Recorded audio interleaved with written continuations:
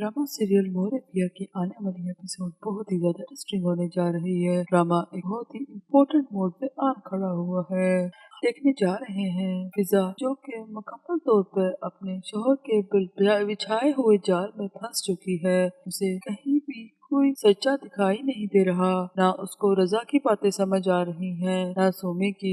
हत्ता के उसके पहले शोहर इस बात को जानते हैं कि साथ उसे सिर्फ और सिर्फ धोखा दे रहा है। उसने तो उसका वो घर भी बेच खाया है जो कि उसने बहुत ही प्यार और मान के साथ बनाया और सजाया था, जो कि इब्रान ने उसे तोहफे के तौर पर दिया था। उसे तलाक लेते हुए उसने वो घर उसके नाम कर दिया सिर्फ उसकी मोहब्बत में। लेकिन फिजा को सिर्फ और सिर्फ साथ की मोहब्बत नजर आ रही है। उसे बिल्कुल भी अपने शोहर की सच्चाई और वफादारी याद नहीं आ रही। सोमी जो के सिर्फ और सिर्फ फिजा का भला चाहती है, घर के कागजात साथ में बड़े ही चालाकी के साथ घर से चोरी करवा लिए और अब सारा का सारा इल्जाम सोमी पर डाल रहे हैं। सोमी ने अपने हक के लिए अदालत का दरवाजा खटखटा दिया है, क्योंकि वो अपने बहुत ही प्यारे घर जिसमें वो अपने बाप के साथ बहुत हंसी खुशी बचपन गुजार चुकी, उस घर को बेचना नहीं चाहती। फिजा का शोहर फिजा पे प्रेशर डाले हुए है, उसे तरह तरह की कहानियां सुनाकर उसे वो घर भी हथियाना चाहता है।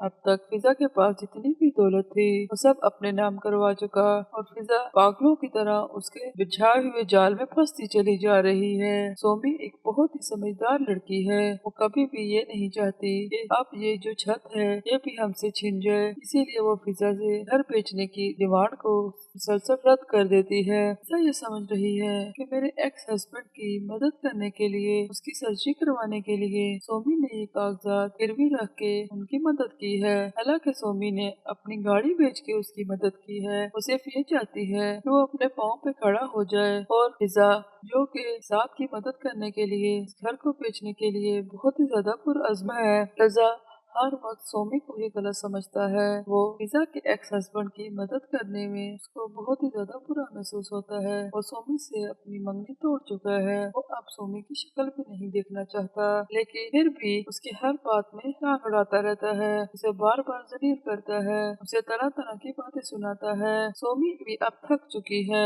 हर एक को सफाइयाँ देते देते। अब वो यही चाहती है कि उसकी सच्चाई खुद ब खुद सबके सामने आ जाए, इसीलिए उसने साफ साफ रजा को बता दिया है कि अब आप जो भी करें मैं अब आपकी एक बात नहीं सुनूंगी। और जब के रजा अपने आपे से बाहर आता है, उस पर तोहमत लगाने की कोशिश करता है, तो सोमी सीधा उसके मुंह पे थप्पड़ रसीद करती है, क्योंकि वो अब अपने करेक्टर पे बात नहीं सुनना चाहती, इसीलिए वो उसे थप्पड़ रसीद कर देती है। रजा की माँ अपने लाडले बेटे के मुंह पे थप्पड़ पड़ता हुआ बर्दाश्त नहीं करती और सोमी को खरी खरी सुना देती है, आखिर तुम समझती क्या हो खुद को, तुम्हें जरूरत कैसे हुई मेरे बेटे के थप्पड़ मारने की। सोमी भी भड़क उठती है कि आखिर को मैं भी इंसान हूँ, मैं कोई पत्थर नहीं हूँ कि जो चाहे मुझे ठोकरे मारता रहे और मैं खामोश तमाशाई बनी रहूं और सबकी कड़ी कुसेली बातें सुनती रहूं। मेरे अंदर भी दिल है, मुझे भी बुरा लग सकता है,